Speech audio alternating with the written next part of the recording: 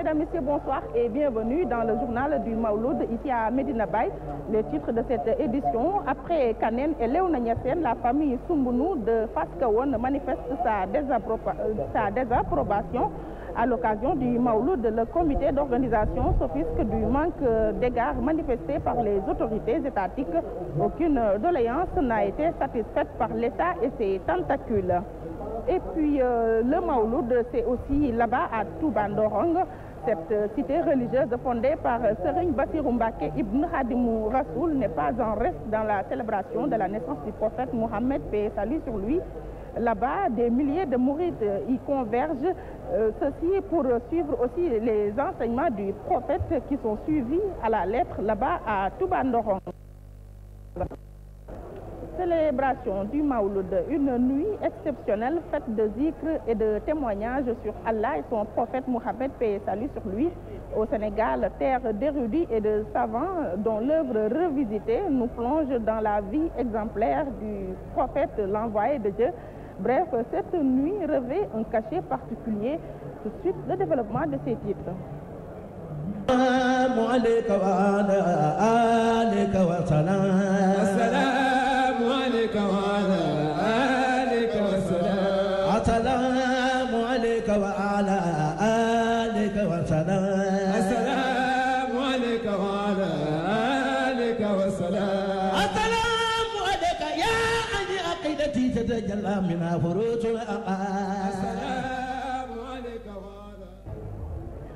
Merci de votre fidélité et bienvenue ici à Medina Baye. Nous ouvrons ce journal avec la famille Soumbounou de Fass Kahone qui hurle sa colère contre les autorités étatiques qui n'ont pas respecté leur engagement. Dans cette cité, on parle de discrimination dans le traitement des foyers. À part du régime en place, Pape Ibrahim Ndaw, leur porte-parole, s'en explique ici au micro de Mamadou Makhtar Sarr. Le gouverneur et le préfet avaient pris des engagements que les services au niveau régional n'ont pas pu respecter. Nous n'avons pas l'habitude de crier ou bien de jeter des pierres à l'endroit de l'État, mais il est urgent maintenant de venir sous l'autorité du khalife. Donc nous voudrons vraiment que les rôles soient, l'État puisse respecter ses engagements. L'année dernière, on a eu 18 points d'eau par rapport à la SDE et à la SONES. Mais cette année, on n'a reçu que 5 points d'eau. Au niveau du sécurité alimentaire aussi, ce qu'il nous avait dit, c'est tout à fait le contraire. On n'a reçu que 600 kilos de riz. Non, la gendarmerie aussi n'est pas présente. Par contre, chaque année, il était là, mais cette année-ci, on n'a pas vu leur présence. Cette année, c'est le gouverneur même qui a appelé, encore le khalife pour lui convoquer par rapport au CRD qu'il organise à l'instar de toutes les familles religieuses. Mais malheureusement, il avait donné des directives, mais les services n'ont pas respecté ces directives. À Kaolack, la communauté mouride n'est pas en reste dans la célébration de la naissance du prophète Mohammed, paix et salut sur lui.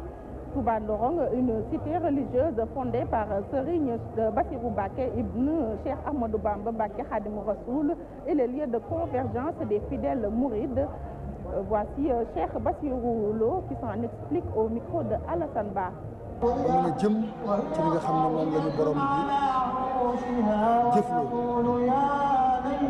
waajtaay bi nag ak guddi gi ni ñu ko fas yéenee màggale rek ak ni ñu koy waajale mooy waaj. Ici, à Toubandorong, comme partout d'ailleurs dans le monde, nous célébrons la naissance du prophète sallallahu alayhi wa sallam par des récitals de Coran pendant toute la journée. Et la nuit, place aux khasaïd et conférences qui sont animées pour éveiller les fidèles et leur rappeler les préceptes de l'islam. Il faut essayer d'utiliser les bienfaits de la religion musulmane et se redresser pour bien faire les choses. Car l'islam est une religion de paix et nous l'avons appris à travers le prophète Mohammed sallallahu alayhi wa sallam et nos guides religieux ici au Sénégal. Le prophète reste notre seule idole dans tout ce qu'on fait, car c'est lui la solution. ci siraatal mustaqim loolu la ñuy dénk taalibe yëpp ngir ñu teg seen tànk ci siraatal mustaqim. Mawlud, moment de témoignage sur Allah et son prophète Mohammed, paix et salut sur lui, une tribune pour les savants et sur les savants qui ont porté la parole de Dieu partout à travers le Sénégal, terre de grands érudits dont l'œuvre a pesé sur la vie de l'islam. Et là, Ousmane Sen nous fait le point. Cette nuit du Mawlud célèbre la naissance du prophète Mohammed, paix et salut sur lui. Cette nuit qui revêt un cachet particulier avec beaucoup de faveur à travers la lecture et la méditation de la parole de Dieu ainsi que les hadiths du prophète. Au moins jamais égalé pour chasser les fumées de l'orgueil et de la déperdition des cervelles d'une jeunesse qui a encore besoin de repères. Un moment de témoignage des savants et sur les savants, sur Allah et sur son prophète, paix et salut sur lui. Faire connaître et craindre Allah, un savoir utile qu'on rappelle aux croyants à l'occasion de la célébration du Mawlud. Des médias offrant de la diffusion et de l'écoute pour le succès de l'événement montrent et font entendre tous les signes de la foi islamique, des minarets qui s'adressent en continu à un Dieu plus haut.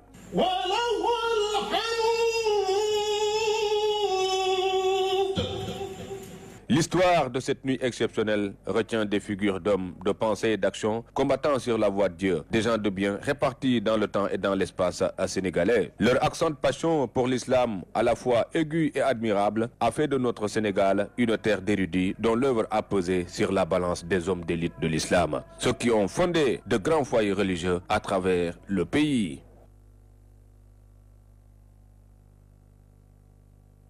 L'imam de la Faydatou Tidjaniya, Maulana Cheikh al-Islam El Hadj Ibrahim Niass Baye, le fondateur de la cité religieuse de Médina, lieu de convergence des milliers de disciples. Pape Maguette Gueye nous dresse ici son portrait.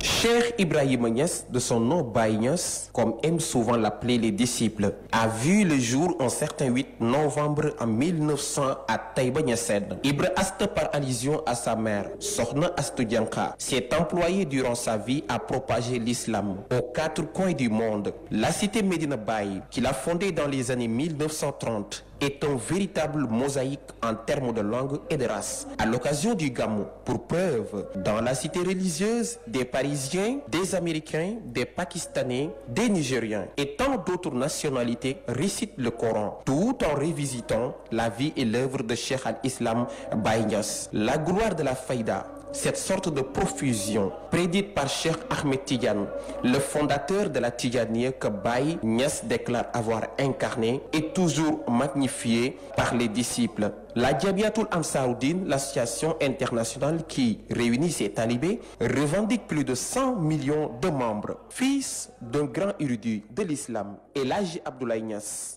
Baye a fait ses premières classes coraniques entre Taïba Niassène et Kossy Baye. À l'âge de 21 ans, il écrivit son premier livre et après le rappel à Dieu de son père, il resta sous l'autorité du chef de la famille, Mohamed Niass, dit Baye Khalifa, un protecteur, doublé d'un ami qui lui laissa la direction de l'école coranique de Medina Baye. Cheikh Ibrahim Niass, dans sa vie, aura parcouru les 4 coins du monde pour vulgariser la sunna du prophète Mohammed, paix et salut sur lui. Au début des années 1960, Baye Niass fut nommé membre de l'Académie de recherche de l'Université d'Al-Azhar, ensuite secrétaire général adjoint de la Ligue mondiale islamique basée à la Mecque, puis vice-président du Congrès mondial islamique dont le siège se trouve à Karachi, au Pakistan. Le 26 juillet 1975, Baye Niass tire sa révérence à Londres, laissant derrière une communauté unie au nom d'Allah et son prophète Muhammad Rasulullahi sallallahu alayhi wa sallam, mais aussi très engagé dans les 4 coins du monde afin de vulgariser son œuvre. Pape Maguette Gueye, merci. Maintenant, penchons-nous sur la vie et l'œuvre d'un homme qui a marqué son époque, à savoir l'imam Cheikh Hassan Cissé, petit-fils de Baye Niass. Imam Hassan a élargi la Faydatou Tidjaniya jusqu'aux États-Unis d'Amérique et un peu partout à travers le monde. Alassane Ba nous dresse ici son portrait. Alhamdulillahi Rabbil Alamin, Ar-Rahman Ar-Rahim, Maliki Yawmiddin, إياك نعبد وإياك نستعين. Cheikh Imam Hassan Cissé est né à Kaolack le 4 décembre 1945 et rappelé à Dieu dans la nuit du 13 au 14 août 2008. Il aura vécu 63 ans après avoir conquis le monde à la cause de l'islam et ouvert l'Amérique à la lumière de la tariqa Tijaniya et de la Faïda. C'est à l'âge de 10 ans qu'il mémorise le Coran à Medina Baye. Imam Hassan Cissé va poursuivre ses études secondaires au Sénégal avant de se rendre en Égypte où il a obtenu une licence en études islamiques et en littérature à Ain Seine. Il fut le premier à introduire la tariqa Tijaniya aux États-Unis d'Amérique en 1976. Après, beaucoup de zawiyas sont ouverts un peu partout dans le monde où il a nommé des muqaddam pour enseigner et initier les nouveaux adeptes de la tariqa. En 1982, son père, Seyd Ali Cissé, disparu et Cheikh Hassan est contraint de rentrer au Sénégal pour prendre les fonctions d'imam comme recommandé par son grand-père dans son testament. De retour à Kaolack, Imam Hassan s'investit dans les secteurs de l'éducation, de la santé et également la lutte contre la pauvreté. En 1988, il a fondé l'Institut islamique africain-américain qui est devenu une organisation non gouvernementale et dont le but est de promouvoir l'éducation, le développement durable, la protection de l'enfant. La création du village de Kossi Atlanta à quelques encablures de Kaolack sur la route de Passy révèle aussi de sa belle initiative. Il faut aussi ajouter à l'actif du défunt Saint-Homme de Medina Baye l'Institut islamique doté d'une salle informatique pour les enfants avec Internet, lequel a pour objectif de lutter contre la mendicité. La clinique Shifa Al-Asqan pour aider les personnes démunies à accéder aux soins, mais aussi soulager les malades. Alassane Ba, merci. En marge de sa visite à Medina Baye, le président Macky Sall annonce l'ouverture de l'université Cheikh Ibrahim Niass en novembre, c'est-à-dire au courant de ce mois, et la réhabilitation du plan d'assainissement de Kaolack. Voici le président Macky Sall au micro de Alassane Ba. Université Cheikh Al Islam amoon na tardement ci tabax bi waaye yàlla def na. Nul ne se doute du retard accusé pour les travaux de l'université El Hadji Ibrahima Niass de Kaolack.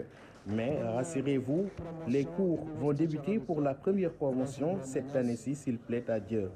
Autre chose, nous allons entamer les travaux pour un bon plan d'assainissement de Kaolack pour éradiquer les inondations et les eaux de pluie stagnantes. En ce qui concerne le projet de rénovation de la mosquée, nous allons accompagner le que cette cité nous rappelle quand on était à Kaolack, on venait très souvent pour faire la prière des vendredis. Donc aujourd'hui, si nous avons des postes de responsabilité, il est de notre ressort d'aider, surtout de participer aux œuvres de Cheikh Al Islam. mayaat ni ñun ñëpp ñu mën a ñëwaat teewe ubbite bi te ñu xam ni liggéeyu Cheikh Al Islam sunu borom moo ko fayal. Et voilà, nous en sommes à la nuit que tout le monde attendait, c'est-à-dire la célébration de la naissance du prophète Mohammed, paix et salut sur lui, ici à Medina Baye. Tout est fin prêt. Maintenant, mon confrère Mamadou Makhtar Sarr est devant la tente où doit se tenir le gamou. Il va nous donner un avant-goût de ce qui va se passer tout à l'heure. Mamadou Makhtar Sarr, bonsoir.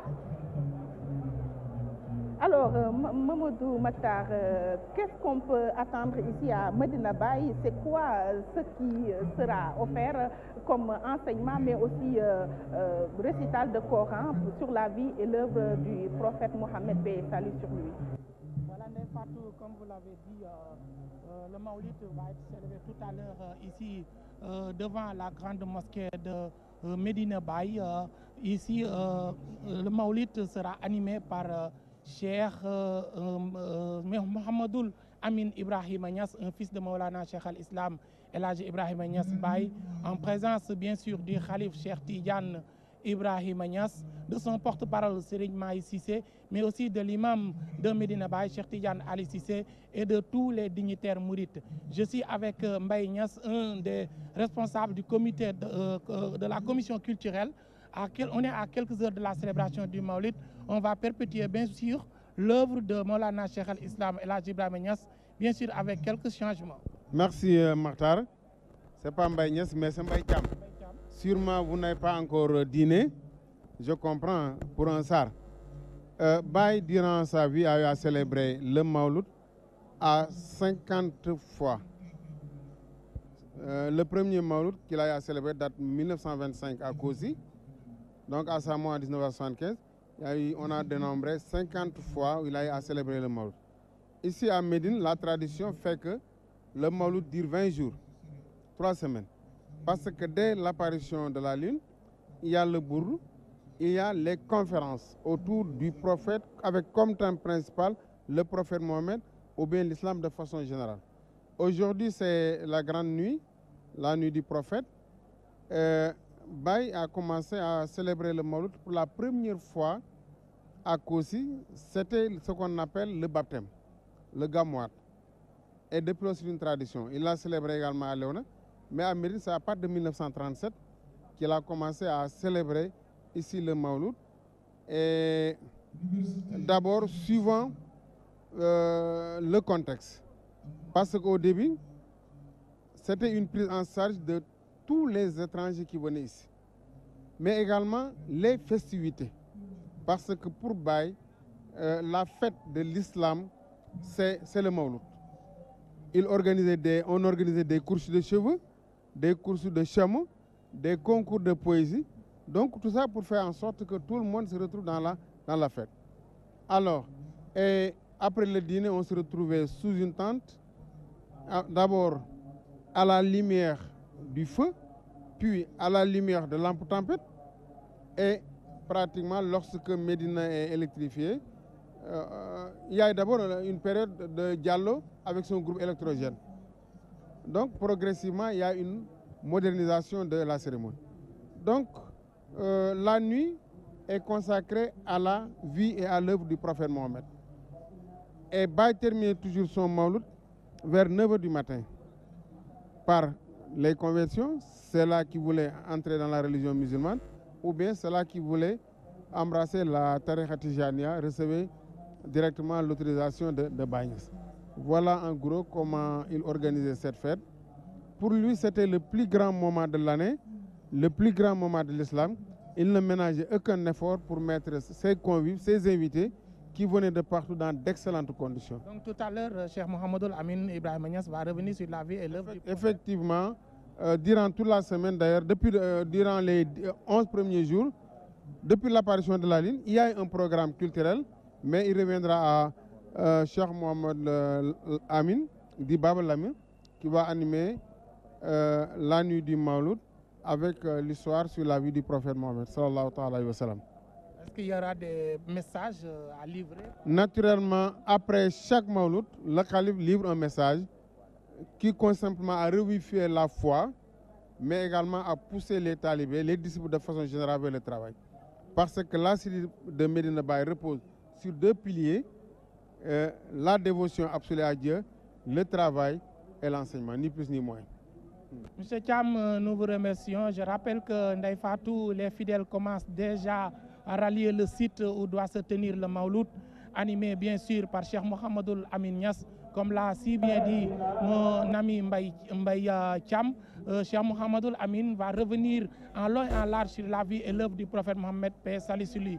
Donc les fidèles commencent déjà à rallier le site. Ndeye Fatou, nous vous rendons l'antenne si vous n'avez plus de questions. C'était Mamadou Makhtar Sarr pour la radio-télévision Walfadjri. Merci à vous Mamadou Makhtar Sarr, mais aussi merci à votre invité, le professeur Mbaye Thiam, membre du comité d'organisation du Mawlud ici à Médina Baye. Un petit avant de quitter.